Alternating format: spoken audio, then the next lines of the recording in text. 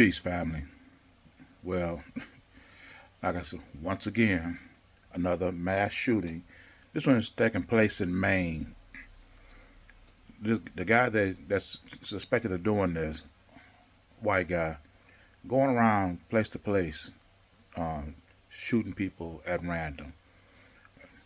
When I first looked at the story, they said it was 20 dead and 50 injured.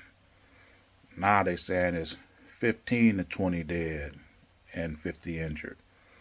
I don't know what happened to the first initial report. If you're gonna say 20 people are dead, leave it at that. What you do, resurrect the other five? I mean, how do you go back to 15 after you initially report 20? But I want to hear what's going on, what these people are talking about, and I'm gonna come back with my final thoughts. Watch this. Able to do that. He was able to elude the initial responding patrol officers because they were responding to the calls of gunshots at the bowling alley and the tavern. But he didn't stay around long. He shot the first one up and went to the second one, and then he left the second one. And maybe he was going to go somewhere else. We aren't quite clear on why his car was abandoned, Jonathan. We don't know if it ran out of gas, if he just decided that he didn't want to be in it because it would be connected to him because it was his own car. So we don't know where he went. Did he carjack somebody and we don't know that yet, which is possible. Did he go on foot? Did he hide in someone's house? Is he out in the woods? It's warm in New England tonight, so he could be out in the woods. But he's a firearms instructor, and so he's very familiar with a gun. His gun, he's likely a very good shot. That's the way most of the firearms instructors are. They can maneuver around their weapons with ease. They can load and reload quickly, manipulate the bolts and the trigger housings. They're adept at the gun. They become one with the gun, and they're good shots. And so confronting the police, he can be a very, very difficult man to take down. Hey, Jim, there's something I'm glad you are on because you're the perfect person to ask this. And sadly, we've grown accustomed to seeing mass shooters with their faces covered and clad head to toe in tactical gear. But as you see in the picture there that we've been showing all night, what do you make of the person in those screenshots armed with the assault rifle, not dressed in that manner? I mean, we can see his face. Yeah, he doesn't care, Jonathan. He doesn't care if you see him. He knows people will see him. He probably knows people will recognize him because it's not a big community. Because this is his, the zenith. This is the pinnacle of his desire is to commit this mass murder. Is he targeting just, certain genre of people he hates? Does he hate young people? Does he hate people he think done him wrong? Or does he just hate the human race? Or does he hate Lewiston, Maine? We don't know the answer to that, but we know that it's like he doesn't care. His pockets are bulging. You can see his BDU pockets in that photograph sticking out. He's probably got numerous rifle magazines in there. It looks like on his right pocket, it looked like to me he had a cylinder in there. It could be a can of Coca-Cola. Could be a pipe bomb. He's It's sad that we live in a society like this where any one of these people can just pop up out of nowhere and just decide to arbitrarily take life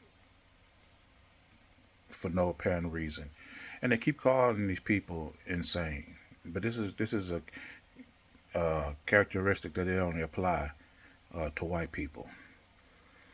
Now, white people who are the orchestrators of the most inhumane treatment in the world, wherever there's trouble out in the world, hatred, enslavement, white people are either behind it or supporting it in one way, shape, form, or fashion. And to me, white people don't have the right to plead insanity. They don't have the right to do that. How do you call yourself insane when you have taken people from their land, stripped them of their way of life, terrorize them, enslave them, rape them, men, women, children? You lynch them. Even when when slaves tried to run away just to get away from you, you tracked them down like dogs. You brought them back, and then you lynched and hung the disgruntled people who did not no longer want to be slaves. And if that wasn't enough, you cut the genitals off of them, and then you burned them, and then cannibalized them in front of your own children, and then go to church. Well, a lot of these lynchings was done immediately after church. You didn't please sound. You wasn't crazy back then. So now here it is, 300-400 years later. You done built the economic means, a political means, an industrial means, a judicial means, a spiritual means to support the white way of life. How can white people, of all people, the orchestrators of hate, claim insanity? But if a black person do this, who are the victims of whites, we the criminals, we the thugs. How do you do that? You know, and now they just going. You just got going to schools. They got schools on lockdown. It's just, it's just sad. But this is until we start living in segregated communities where we can keep these people out and keep our people in, because as long as we integrated with them, they can come in and out at their discretion.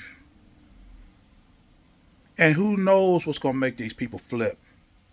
I'm just so frustrated with this. It's time for us to start doing something different. We can't keep doing this like this.